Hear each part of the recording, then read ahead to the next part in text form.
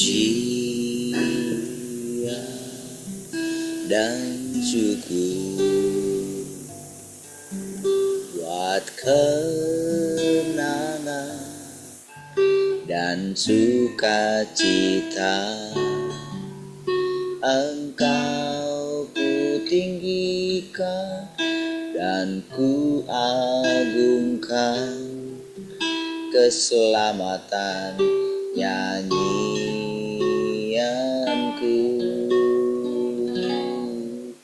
kekuatanmu doaku.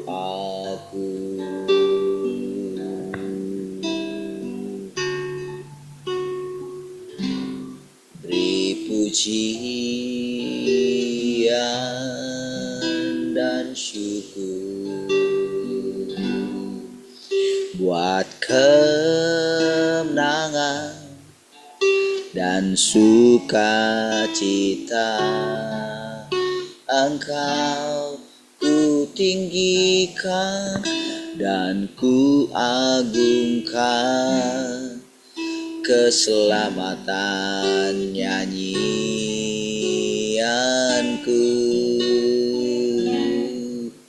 kekuatanmu doaku. Ku puji namamu, Yesus Kristus penebus. Bawaku dalam hatimu, Kaulah pujianku.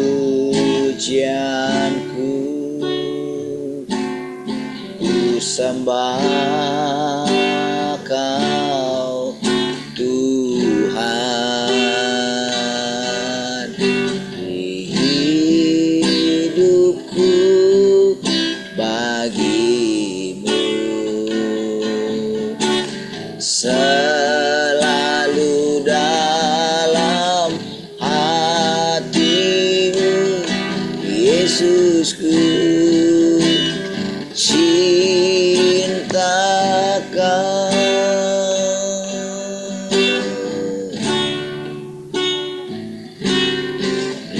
Pujian dan syukur buat kemenangan dan sukacita. Engkau ku tinggikan dan ku agungkan, keselamatan nyanyianku,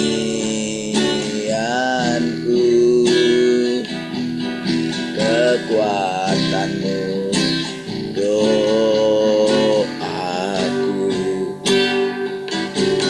Ku puji namamu, Yesus Kristus penebus. Selalu dalam hatimu, Kaulah pujianku. Ku sembah Kau Tuhan, hidupku bagimu. Bawaku dalam hatimu, Yesusku cinta Kau. Bawaku dalam hatimu, Yesusku cinta Kau. Ku puji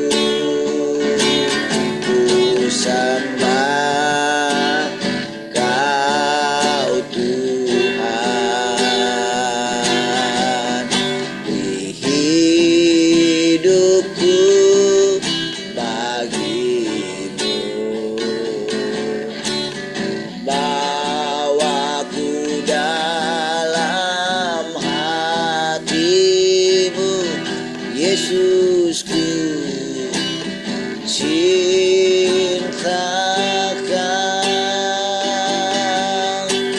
bawaku dalam hatimu, Yesusku, bawaku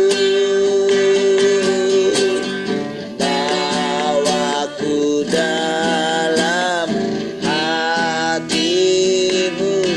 Yesusku, cintakan Yesusku, cintakan Yesusku,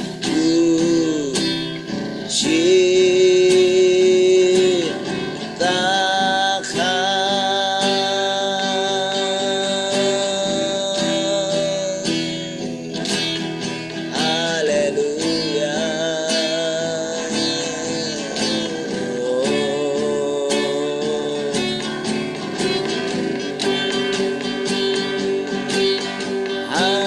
Haleluya, terpujilah namamu selamanya.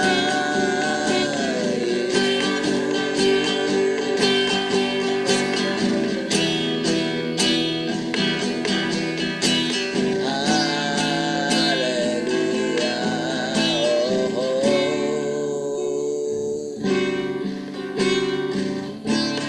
kasihmu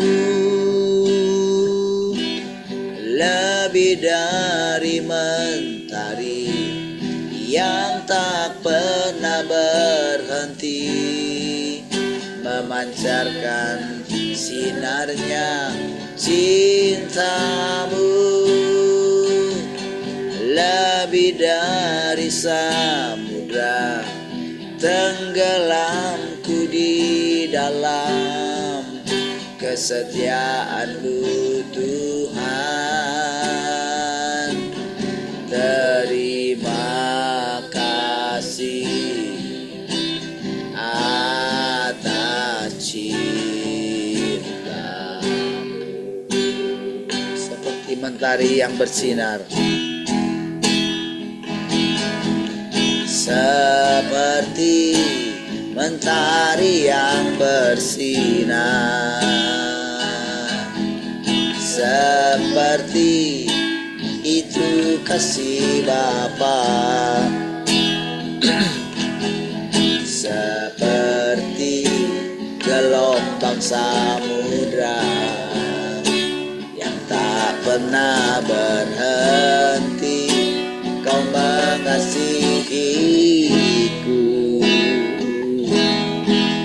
seperti tingginya langit biru,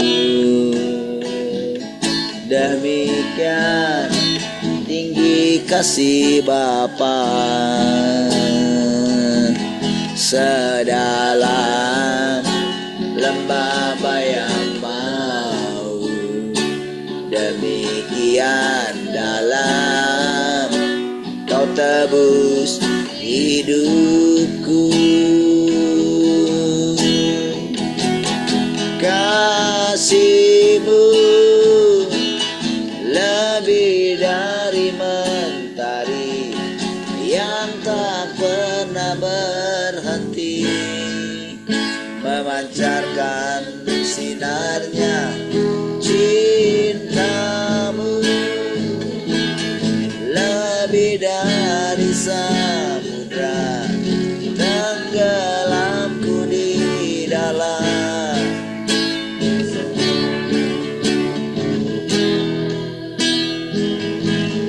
Terima kasih atas cinta-Mu.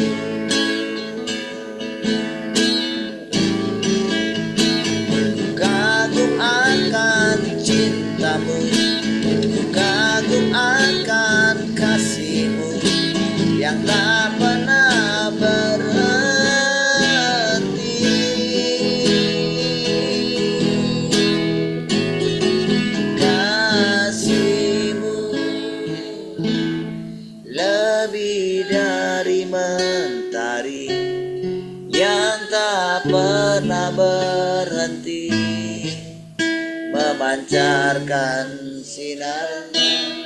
Cintamu lebih dari samudra, tenggelamku di dalam kesetiaan-Mu Tuhan. Terima kasih atas cinta-Mu. Terima kasih atas cinta-Mu. Terima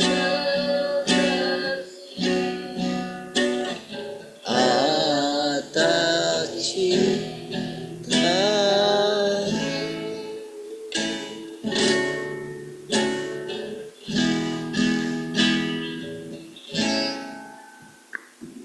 Haleluya. Terima kasih Tuhan, kami bersyukur di pagi hari ini kami dapat datang di hadapan-Mu Tuhan. Terima kasih Kau menguduskan kami semua. Engkau memenuhi kami dengan hidup-Mu Tuhan. Silakan Tuhan mengajari kami dengan perkataan-perkataan. Kami tundukkan hati kami, pikiran kami sepenuhnya. Pujilah Tuhan. Haleluya. Mari semua yang merindukan Tuhan sama-sama katakan amin. Baik, Tuhan. Shalom semua. Selamat pagi.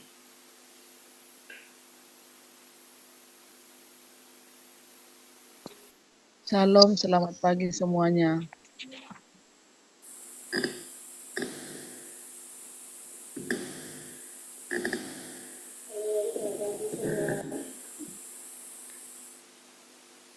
Shalom, selamat pagi semuanya.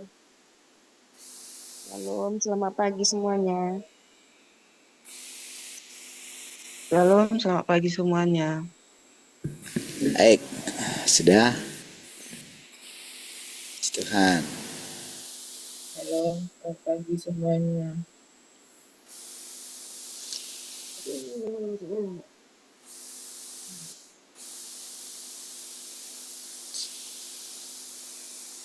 Lupa mati.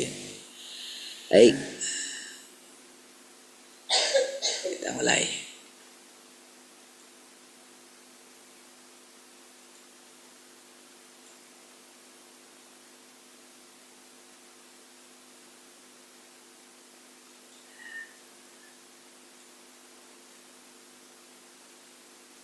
Dia nggak ada. Oke.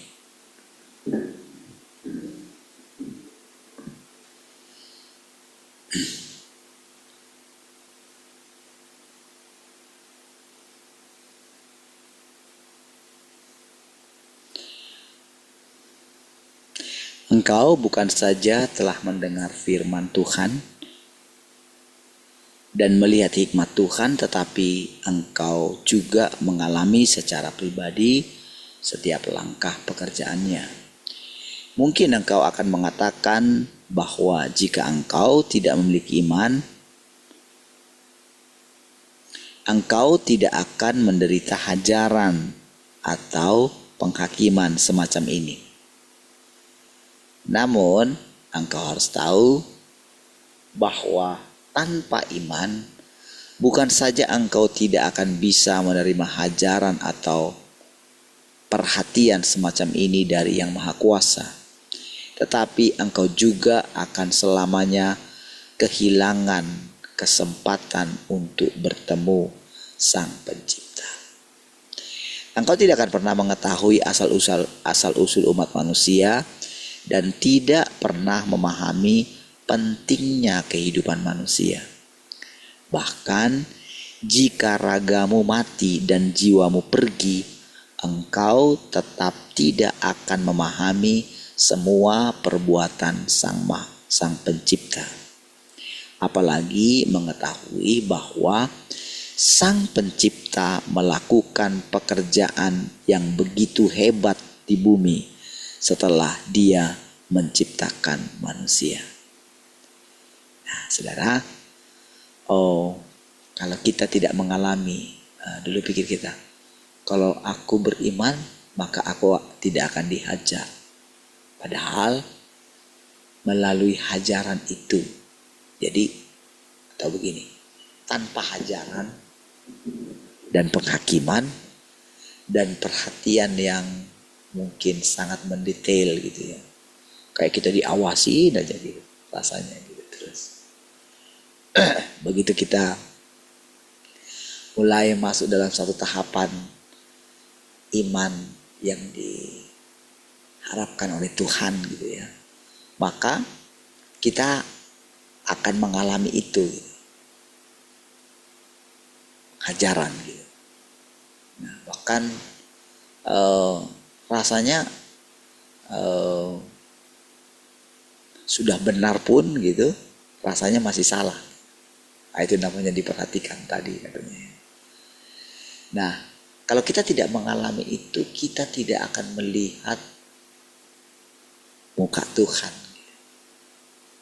Kita tidak akan melihat wajah Tuhan yang sesungguhnya. Kita tidak akan mengerti betapa hebatnya pekerjaan Tuhan setelah Dia menciptakan manusia. Gitu.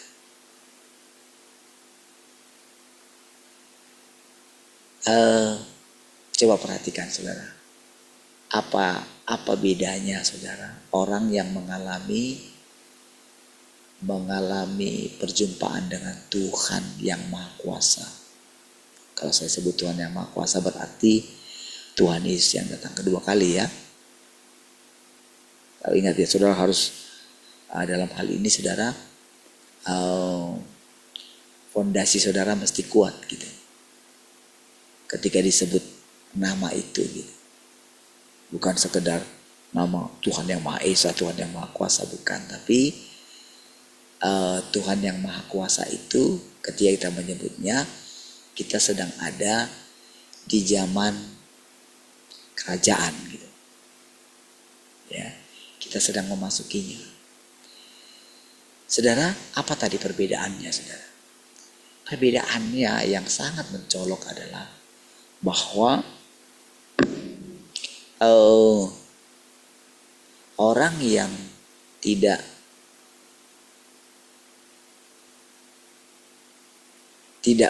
percaya kalau Yesus sudah datang kedua kali, kalau Tuhan sudah datang kedua kali, tentu dia tidak akan mengalami penghakiman dan penghajaran. Tentu dia tidak akan melihat betapa hebatnya pekerjaan Tuhan gitu. Yang dia tahu saudara sampai sejauh ini adalah, pokoknya kalau melayani Tuhan pergi ke sana kemari memberitakan Injil gitu. Sampai di seluruh pelosok, mungkin suku-suku terabaikan, dijangkau gitu. Tidak akan pernah berhenti saudara, akan terus melakukan itu, pergi ke seluruh dunia gitu. Dibawa terus berita Tuhan sudah mati di atas kayu salib gitu. Padahal saudara, orang itu tidak pernah mengalami perubahan wataknya. Iya. Rasanya sebetulnya sudah mati rasa gitu. Tapi tetap dia lakukan itu gitu. Tidak bisa melihat keindahan Tuhan. Kalau tidak bisa melihat keindahan Tuhan atau wajah Tuhan itu, bagaimana bisa melanjutkan hidup ini saudara? Maka dikatakan, bahkan sekalipun ragamu meninggalkan engkau dan jiwamu meninggalkan engkau katanya, pergi, maksudnya meninggalkan kesadaran kita gitu ya, engkau tidak akan pernah melihat Tuhan gitu, kehebatan pekerjaan Tuhan gitu. Nah, hal ini saudara kita mesti benar-benar ini ya, benar-benar fokus saudara. benar-benar fokus, mulai melihat perbedaan daripada apa yang sedang kita alami sekarang. Karena kalau tidak, saudara, kita itu akan menjadi lemah, saudara. Kita akan merasa kasihan dengan diri kita sendiri, gitu. Dan kita akan berusaha menolong diri kita sendiri. Padahal, saudara, sebetulnya kita sedang ada di dalam tracknya, gitu. Di dalam jalurnya, gitu. Rasanya memang daging kita akan menderita, gitu. Karena ini saat-saat penghabisan. Saat-saat penghabisan bagi daging kita, gitu. Untuk terus dia memberontak. Supaya kebutuhannya dipenuhi. Kebutuhannya tidak pernah habis, saudara. Terus saja ada, gitu. Itulah yang membuat dia memberontak terhadap Tuhan, gitu. Melawan terhadap Tuhan. Daging kita itu. Nah, jadi saudara, dengan kita itu memasuki zaman di mana kita itu dihajar, sebetulnya kita mengalami penghakiman dan penghajaran karena kita itu merindukan Tuhan sebetulnya. Karena kita itu menginginkan kehidupan sebetulnya. Jadi kita memasuki jalurnya. Coba saudara perhatikan ya, ketika mau mendekat ke, kan pada waktu itu kan manusia itu diusir dari Taman Eden kan? Coba ingat. Setelah itu kan ketika diusir dari Taman Eden itu kan satu gambarannya. Ya memang itu kisah nyata, tapi itu juga kan adalah satu pelajaran. Jadi setiap kali apa yang Tuhan kerjakan gitu di masa lampau gitu ya. Jadi kisah itu menjadi kisah manusia berikutnya gitu. Menjadi kebenaran dia.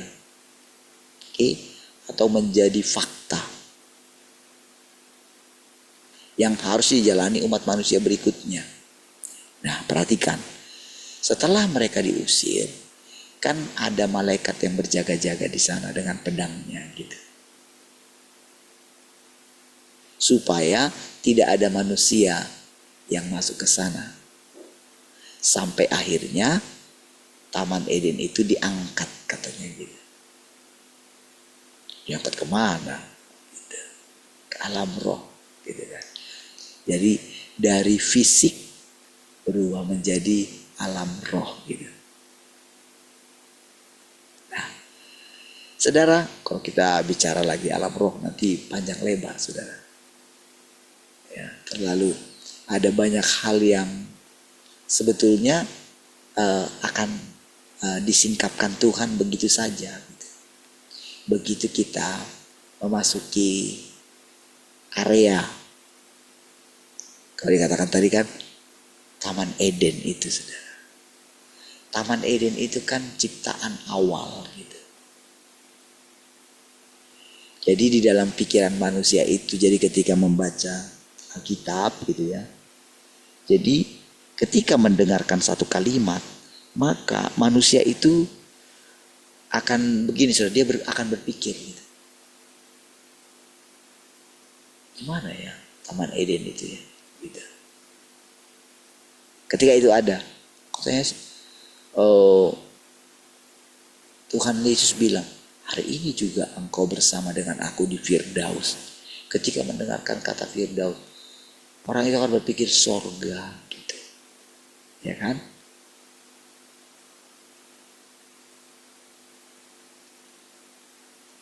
Ada di dalam diri manusia itu kerinduan untuk masuk ke sana gitu. Dia kan penasaran gitu.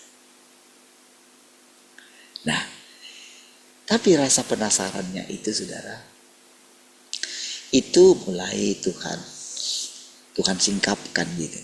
Ketika dia datang menjadi manusia gitu.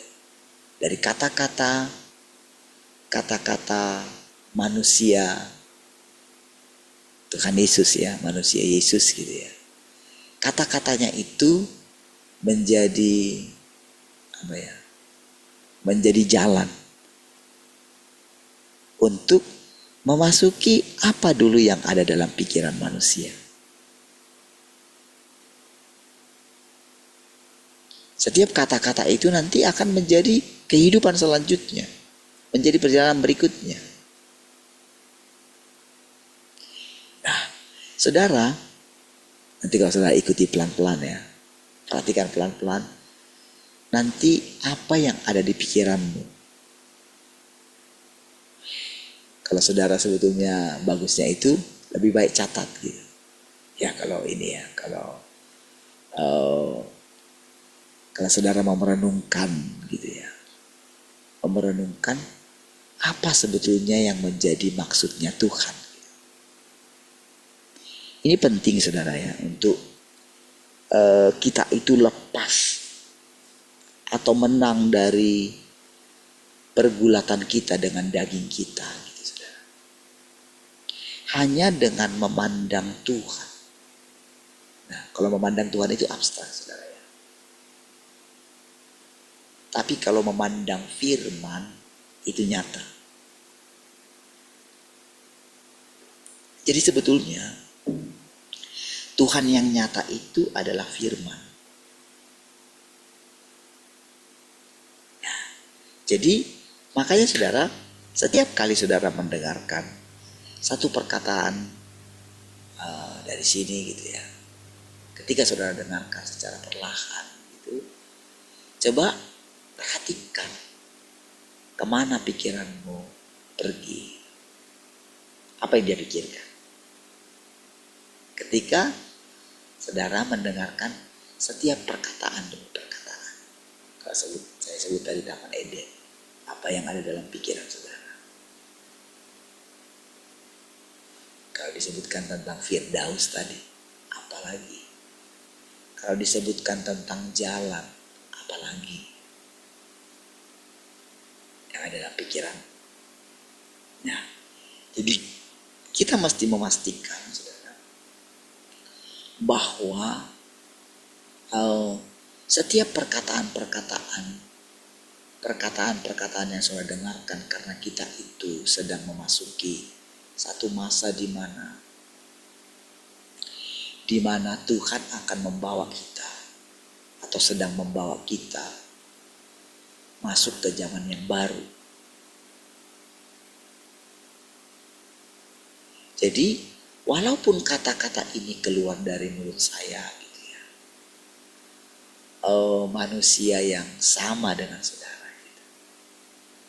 Nah, ingat prosesnya, Tuhan pilih seseorang atau siapapun dia, fokus kerjanya kayak gitu. Sebetulnya sama seperti saya katakan, ketika dulu kita masa cuci, mana ngerti arti kata cuci itu, tapi terjadi.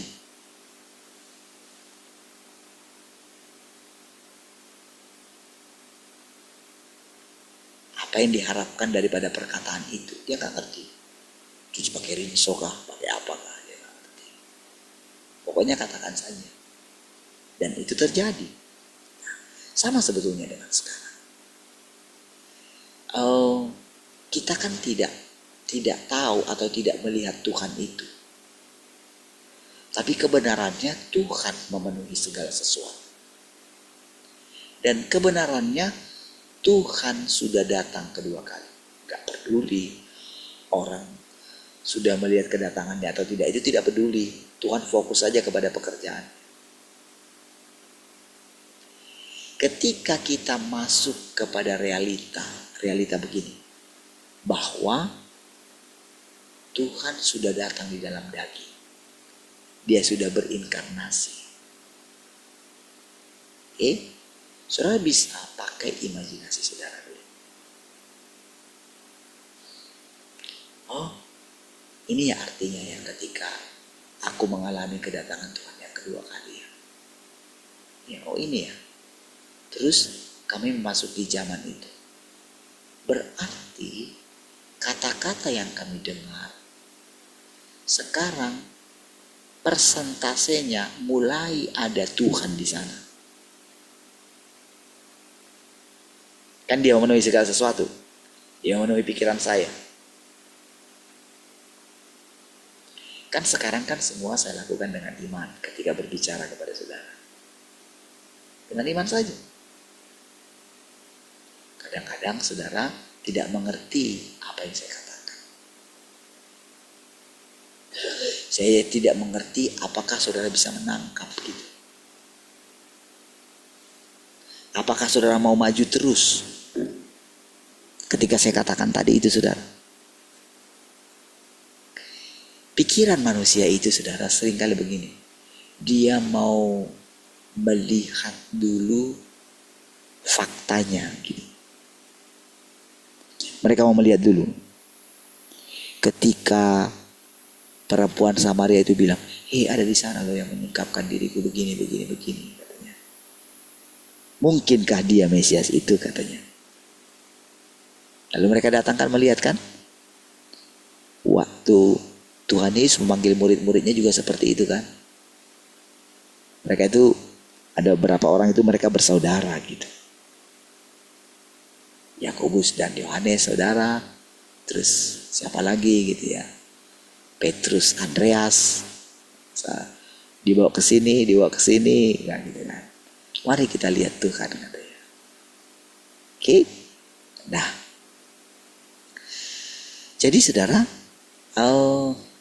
ketika saat ini saudara, kita itu memasuki satu area atau satu zaman yang baru. Zaman di mana Tuhan yang berinkarnasi itu berkata-kata. Iya. Seperti saya katakan saudara. Iya. Gak mungkin kita, sangat mustahil kita berjumpa secara fisik dengan Tuhan yang Maha Kuasa ini yang ada di Tiongkok. Sangat mustahil. Dan memang Tuhan, cara Tuhan itu dia tidak meninggikan manusia. Nanti itu bisa akan jadi berhala gitu. Karena Tuhan yang sesungguhnya itu tak bisa ditampung oleh satu manusia. Bahkan seluruh umat manusia harusnya kan tidak bisa tampung dia.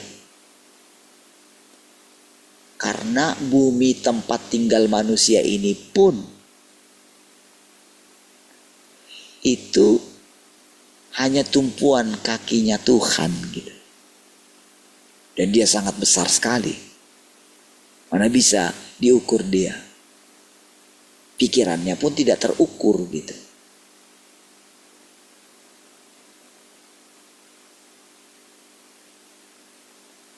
Nah, jadi Tuhan sedang membawa kita untuk memahami Tuhan yang unik ini gitu saudara. Untuk menghidupinya, untuk menjalaninya. Perhatikan saudara. Disinilah letak kebahagiaan kita sebetulnya. Disinilah letak bagaimana nanti perjalanan kita ini berlanjut terus saudara. Gak peduli entah kita itu hidup puluhan ribu tahun atau jutaan tahun saudara. Itu masih misteri bagi kita.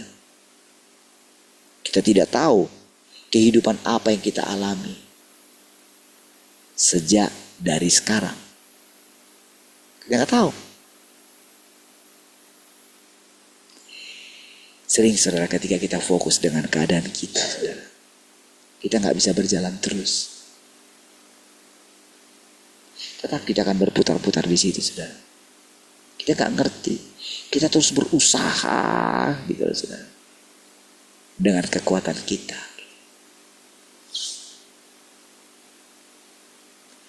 Padahal saudara, dibutuhkan ketenangan tingkat tinggi untuk memahami perjalanan hidup manusia. Kata-kata yang kita dengarkan ini saudara adalah solusi bagi hidup kita. Iya. Ketika saudara menjadi fokus memandang dia gitu ya, mulai gitu. Sampai menemukan satu rahasia gitu. Iya. Sampai saudara berkata, itu Tuhan gitu.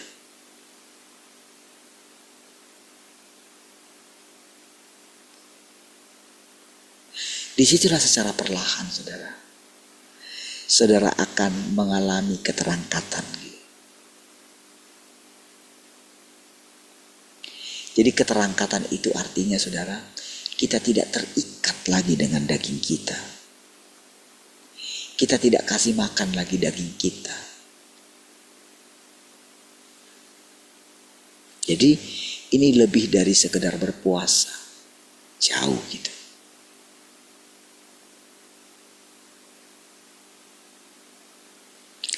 Baik.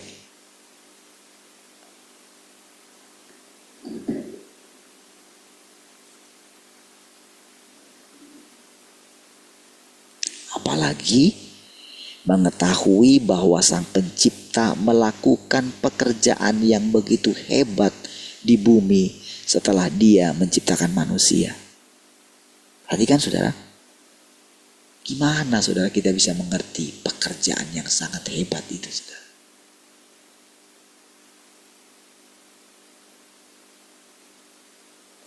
Itu semua saudara sebetulnya kita ketahui di dalam hati kita yang paling dalam saudara.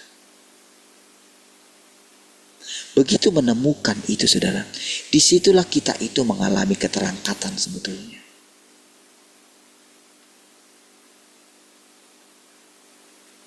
Batin kita itu seperti memiliki sayap dia gitu. Terbang gitu. Dulu saudara ketika pertama kali orang mendengarkan tentang pengangkatannya, wah, bahagia sekali. Mereka rela menjual apa saja. Sudahlah, Tuhan sudah mau datang. Tuhan jemputlah kami. Tapi perasaan di awang-awang mereka itu, itulah mereka yang membuat mereka meninggalkan segala sesuatu. Bagaimana? Ada pertemuan di udara. Wah itu. Kalau mereka nyanyi itu saudara, itu lupa semua. Jemuran lupa, utang lupa, gitu.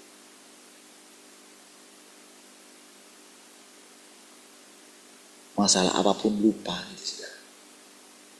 Dari wajah mereka rasanya terpancar kebahagiaan sampai berlalu, saudara.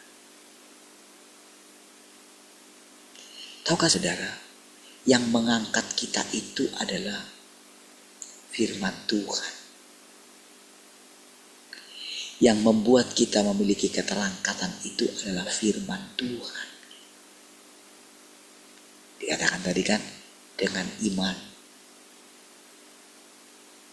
Tanpa iman kita tidak bisa melihat semua itu. Pertanyaannya, apakah engkau sudah melihat Tuhan setiap hari?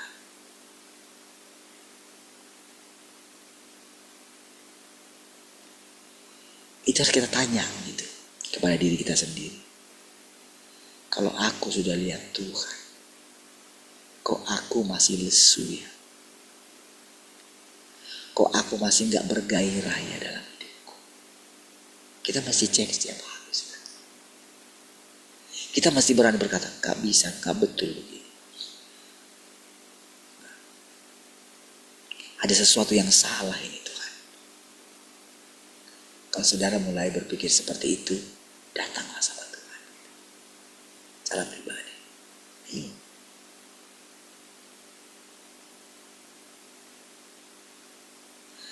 Latihlah dirimu bergantung kepada Tuhan. Bukan bergantung kepada tangannya, bukan. Bukan. Pandanglah Tuhan. Sampai engkau memperoleh anugerah untuk memahami misteri hidupmu. Iya. Pandanglah Dia. Sampai engkau merasa puas gitu. Hanya Tuhan saja yang memuaskan engkau, bukan yang lain. Ingat ya, ketika kita dikatakan Tuhan, bukan rupa. Tuhan yang di sorga itu bukan rupa. Karena wajah seluruh umat manusia itu adalah wajah Tuhan. Bahkan ciptaan ini adalah wajah Tuhan. Seluruh ciptaan yang ada, kalau saudara perhatikan, itu adalah wajah Tuhan. Artinya begini, kalau kita memandang kemana aja, keliling kita 360 derajat, kita ke atas, ke bawah, ke utara, ke selatan, segala macam, ke timur, ke barat, sebetulnya kita melihat Tuhan. Oke? Latihlah pandang Tuhan. Berarti yang kita ingat setiap perkataannya. Yang kita harus ingat wataknya Dia. Ingat, Dia tidak meninggalkan kita, Dia tidak membiarkan kita. Tidak ada kekhawatiran di dalam Dia. Tidak ada ketakutan di dalam Dia. Tidak ada intimidasi di dalam Dia. Tidak ada penghukuman.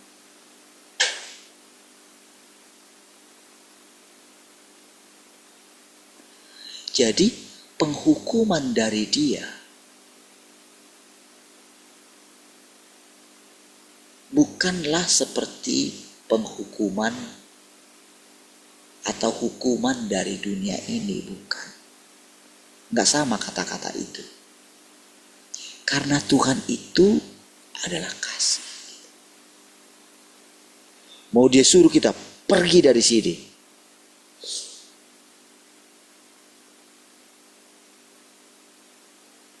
yang diusir itu apa? Iblis. Karena iblis adalah kontrasnya Tuhan. Enyah engkau dari hadapanku. Siapa yang diusir? Mereka yang melakukan kejahatan. Mereka yang bahkan sudah menghadap Tuhan. Mereka masih mengatakan, bukankah kami bernubuat demi nama-Mu? Saudara, orang yang memandang Tuhan, saudara, mereka tidak pernah menganggap diri mereka itu layak, saudara. Ya.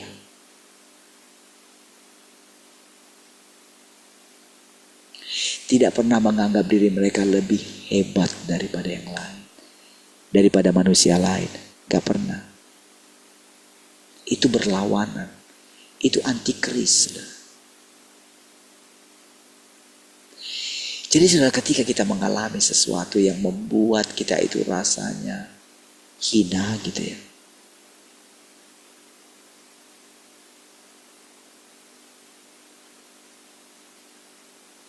justru kita sedang memasuki tracknya gitu.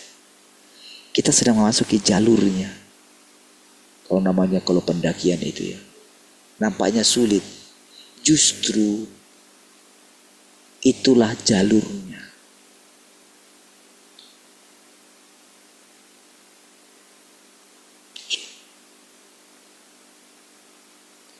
Jangan kadang saudara, disitulah pemberontakan terakhir daripada daging kita. Membuat kita gak bisa tenang.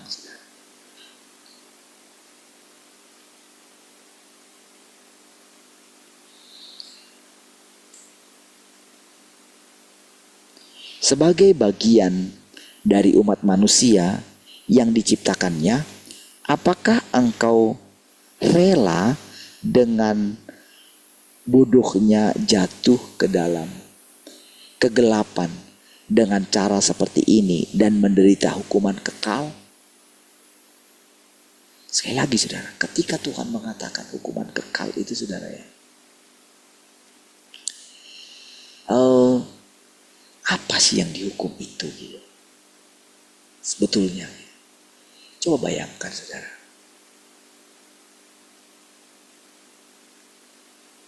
apakah kita masih ingat tentang diri kita hidupi sekarang ini? Orang tua kita si ini si ini, apa kita masih ingat?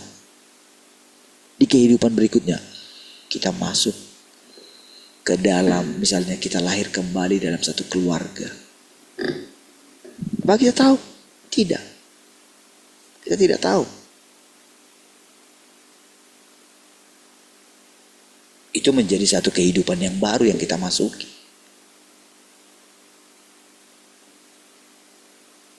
Makanya saudara, kalau saudara baca kitab Pengkhotbah itu saudara, umat manusia itu akan apa ya? Untuk apa semua ini? Sia-sia ternyata ya. Ya, karena nggak ada yang baru di bawah kolong langit ini.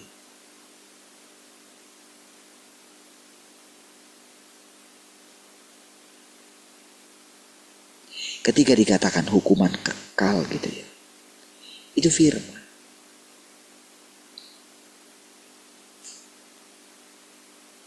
Ketika dikatakan kertak gigi semua, kita boleh melihat itu saudara. Tahukah saudara, kalau saudara perhatikan kehidupan manusia, siapapun dia, saudara bisa merenungkan. Semakin dia genggam dunia, semakin dia memperoleh segala kenikmatan dunia ini, justru dia kehilangan Tuhan. Tahukah saudara artinya kehilangan Tuhan? Dia gak punya tujuan lagi. Dia akan masuk ke dalam kehampaan. Iya.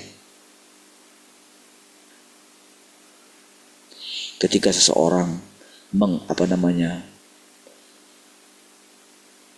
mengutamakan ketenaran, mengutamakan kenyamanan hidup, kenyamanan daging, justru disitulah masa paling gelap dalam diri manusia. Iya. Makanya Tuhan harus membandingkan dirinya antara Mamon dan Tuhan. Iya saudara.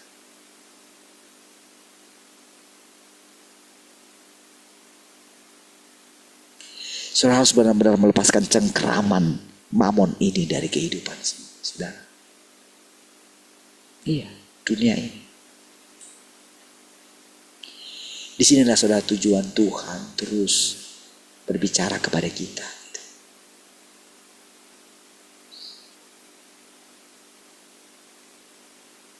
Setiap kita yang ada di sini, walaupun saya yang berbicara, saya juga turut mendengarkannya. Iya. Karena apa? Kan saya sudah menyerahkan hidup saya sama Tuhan. Konsekuensi daripada kita itu menundukkan diri kita kepada Tuhan, maka kita akan mengalami Tuhan yang unik itu sendiri melalui setiap perkataan ini, saudara. Iya. Pastilah saudara, saya ingin terlibat di dalamnya. Terang dari mulut saya terucap kok.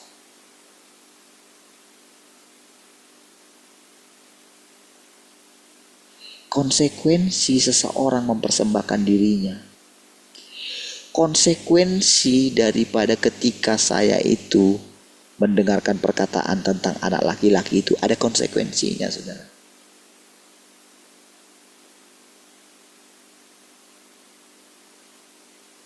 Dari mana saudara kita bisa tahu Tuhan?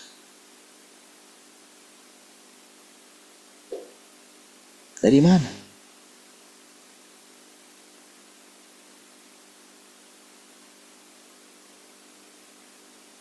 Dari mana kita bisa terus merasakan Tuhan yang selalu baru?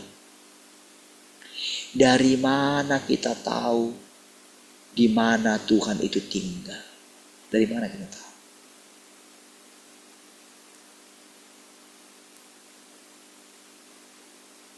Sehebat apapun manusia, tidak tahu di mana Tuhan itu tinggal.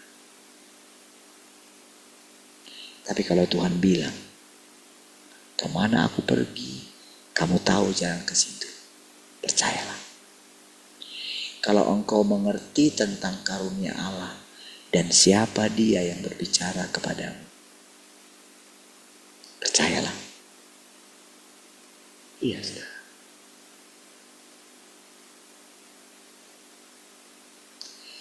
Saudara, kita yang mendengarkan setiap perkataan-perkataan ini, saudara, Tuhan itu harus menjelaskan secara perlahan, saudara. Iya. Sampai kita benar-benar di dalam hati kita itu, saudara, mulai penasaran, saudara. Iya. Kata-katanya itu menuntun kita, saudara. Kalau ingat sekali lagi, yang ngomong itu kan saya. Saya sadar betul dengan diri saya. Saya tidak dikuasai oleh roh.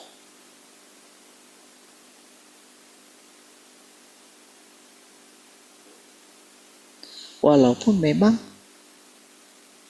seseorang itu harus dikuasai oleh roh. Kalau Yohanes, saudara, yang di Pulau Patmos itu, dan setiap nabi-nabi yang lain, mereka itu dikuasai oleh roh. Sampai mereka bisa melihat sorga, melihat tahtanya Tuhan. Iya, dikuasai oleh roh.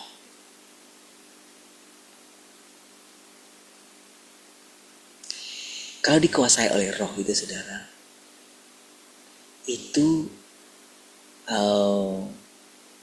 yang diharapkan oleh Tuhan tentang ketika menciptakan manusia itu jadi buyar, saudara. Kalau kita berhenti di situ,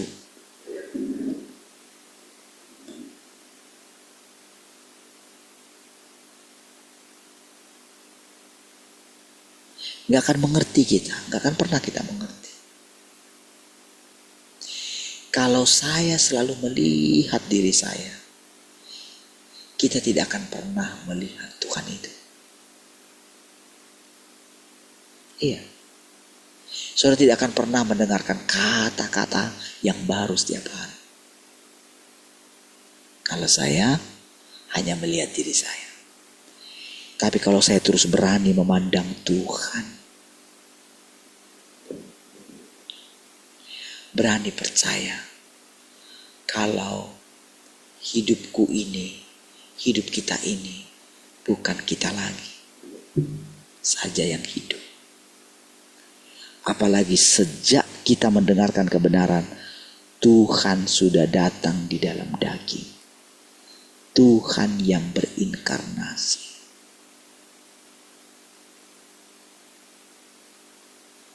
Ini sudah ketika menjelaskan semua perkataan ini, saudara.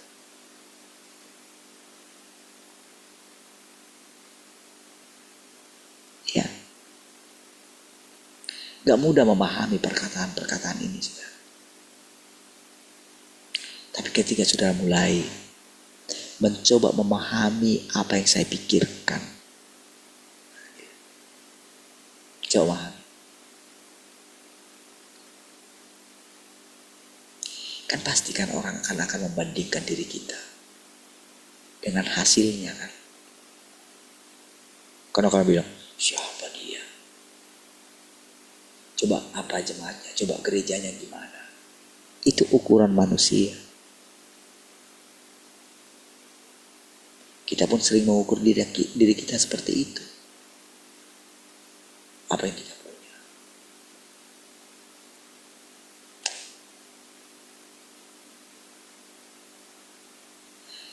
Saudara, Tuhan ada di sini.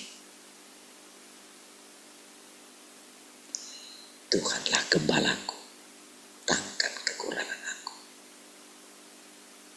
Tuhanlah gembalaku, aku tidak ingin lagi yang lain. Iya.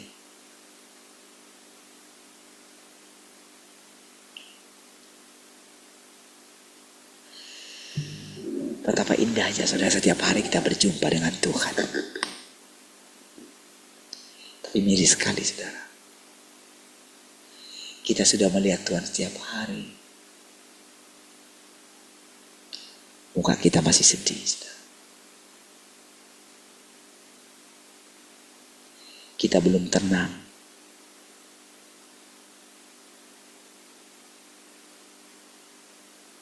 Damai sejahtera kita itu masih bisa kering. Harusnya saudara, damai sejahtera kita itu seperti sungai yang tidak pernah kering. Itu firman Tuhan.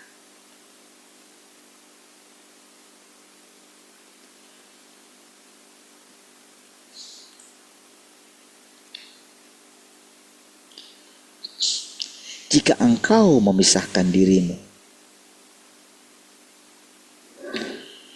dari hajaran dan penghakiman saat ini, maka apa yang akan kau hadapi? Apakah menurutmu setelah terpisah dari penghakiman saat ini, engkau akan dapat luput dari kehidupan yang sulit ini?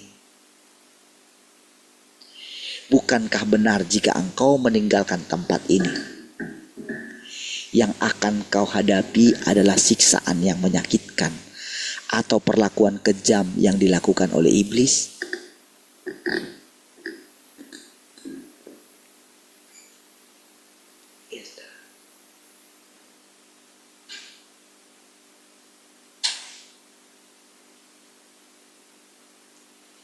Ketika kita memasuki area ini, saudara, kalau dikatakan ini tempat ini katanya, itu bukan berbicara mengenai rumah Tuhan ini secara fisik ini, bukan. Bukan berbicara mengenai jemaat kita. Bukan. Tapi ini berbicara mengenai satu keadaan di mana kita memasuki area di mana daging kita itu mengalami kedatangan Tuhan.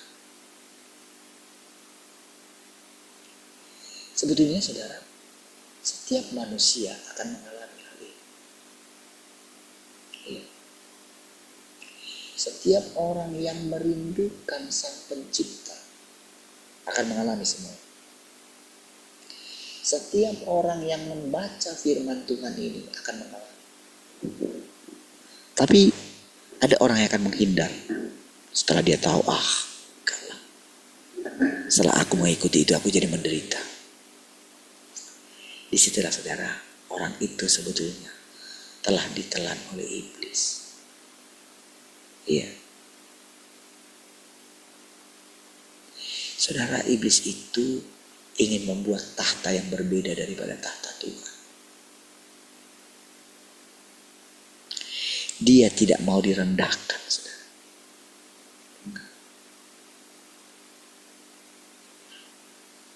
Dia sombong. Tuhan rendah hati. Ya. Tuhan itu memiliki kebenaran. Iblis memiliki kebohongan. Iya. Perhatikan itu, saudara.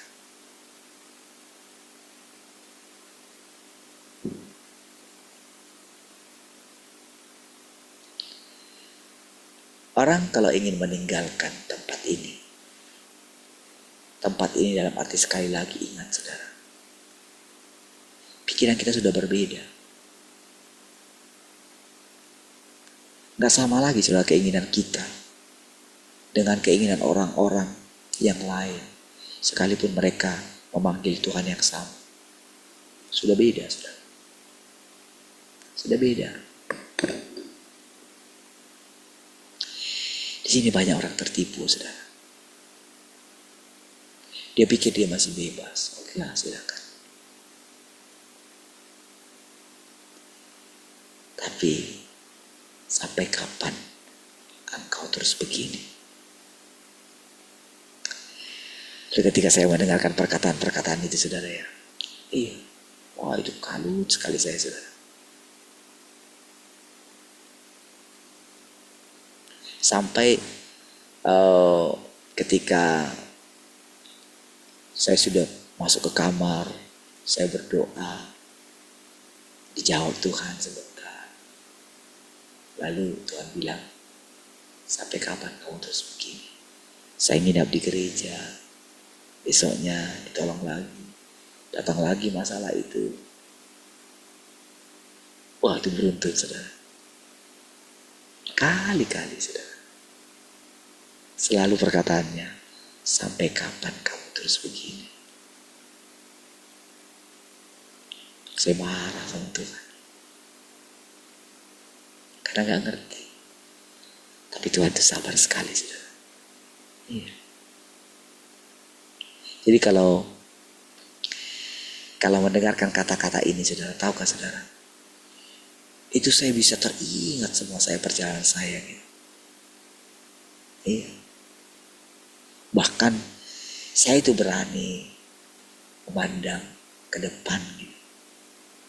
Mulai punya suatu kekuatan gitu. Walaupun rasanya ya kayak enggak melihat pertolongan. Sama seperti Tuhan. Eloah, Eloah, di mana engkau? Kenapa kau tinggalkan aku?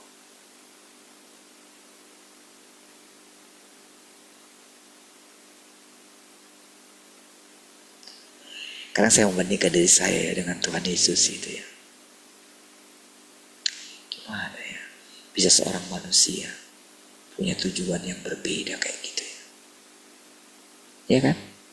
Oh gitu ya, manusia sama seperti kita loh. Punya pikiran, punya kehendak, punya perasaan. Sama. Gak ada bedanya dalam hal itu. Cuman ada sesuatu yang berbeda dalam dirinya. Yang membuat kita berbeda dengan dia. Pikiran Kristus.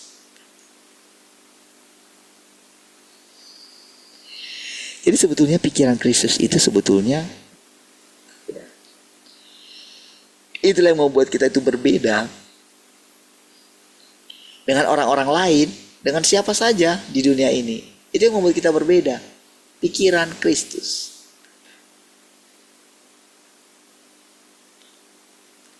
Hanya ini yang bisa membuat kita itu bisa berjalan terus.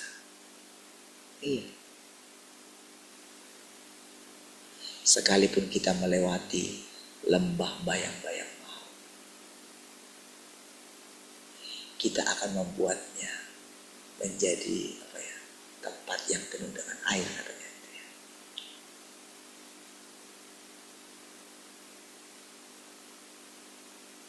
Kita akan melewati semuanya, saudara. Dari sekarang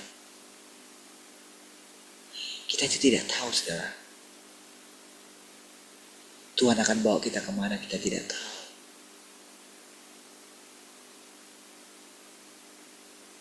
Iya. Tapi satu hal, saudara, perkataan-perkataan Tuhan ini telah menuntun kita sampai sejauh ini. Iya. Terimalah kehidupan setiap hari, saudara. Terimalah damai sejahtera. Terimalah sukacita. Terimalah pengalaman yang baru setiap hari. Iya. Engkau tidak kekurangan apa-apa. Iya.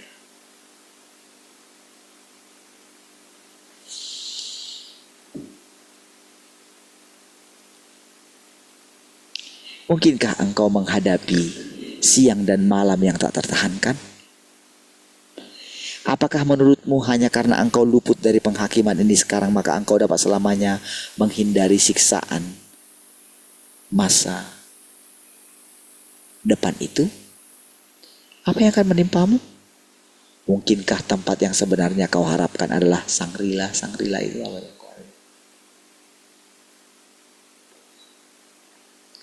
Ya, surga dunia. Apakah menurutmu engkau dapat luput dari hajaran kekal di masa depan hanya dengan melarikan diri dari kenyataan seperti yang kau lakukan saat ini? Setelah sekarang ini, akankah engkau pernah dapat menemukan peluang dan berkat semacam ini lagi? Akankah engkau sanggup menemukannya ketika bencana menimpamu? Akankah engkau sanggup menemukannya ketika seluruh umat manusia memasuki tempat perhentian? Kehidupan bahagiamu saat ini dan keluarga kecilmu yang harmonis, dapatkah keduanya menggantikan tempat tujuan kekal masa depanmu?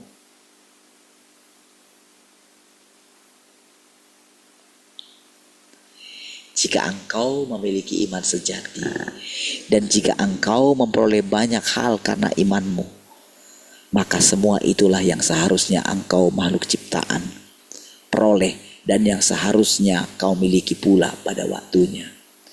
Tidak ada yang lebih bermanfaat bagi iman dan hidupmu selain penaklukan semacam itu. Saudara, Tuhan sedang menaklukkan kita. Apa yang ditaklukkan? Konsep kita berpikir. Iya. Saudara, walaupun kita sudah mendengarkan firman Tuhan, tapi ternyata kita masih keras kepala. Butuh waktu panjang, saudara. Iya.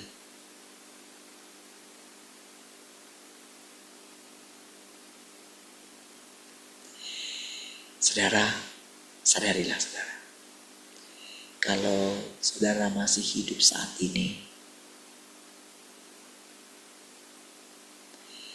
itu semata-mata karena anugerah Tuhan. Kalau engkau bisa lewat satu hari, engkau bisa makan, engkau bisa minum.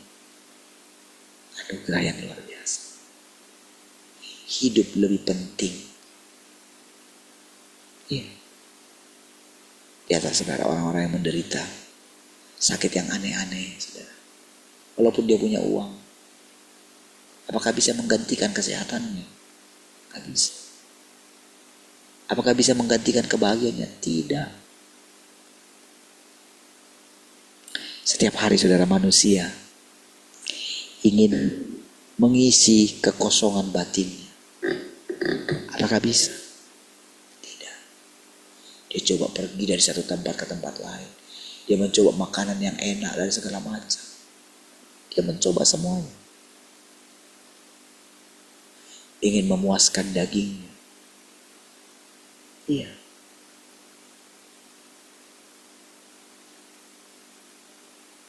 Semakin hari, semakin hampa, saudara.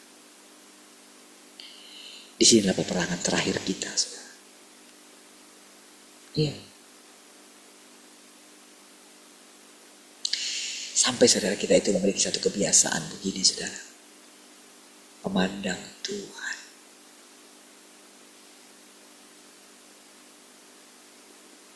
Iya. Kadang kita ingin cepat melewati jalan ini, saudara. Saya pikir saya sudah berhasil gitu. Iya, panjang. Berapa tahun, saudara? Bertahun-tahun.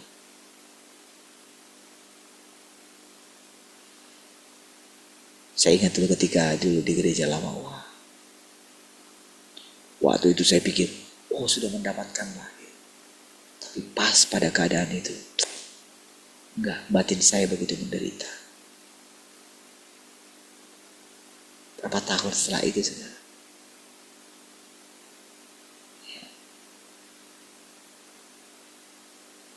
18 tahun ya.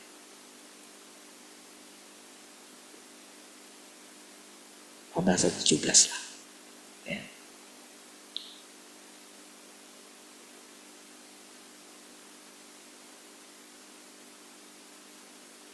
tahun belum bisa mengalami keterangkatan, saudara.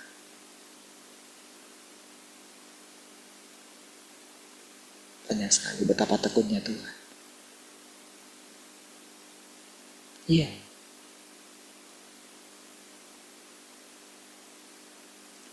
Dan terus kita akan berjalan. Dia adalah orang-orang setia, saudara. Perhatikan, sebahagia apa sih mereka?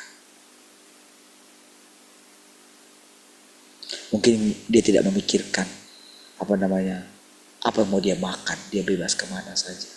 Bahkan mungkin hartanya berlimpah-limpah, berlipat-lipat dari tahun ke tahun. Tapi tahukah saudara, hanya satu malam saja itu bisa hilang semua. Iya. Sebetulnya betapa beruntungnya kita. Oke, kita pikir jalan kita ini bukan jalan yang benar. Apa yang kita lalui?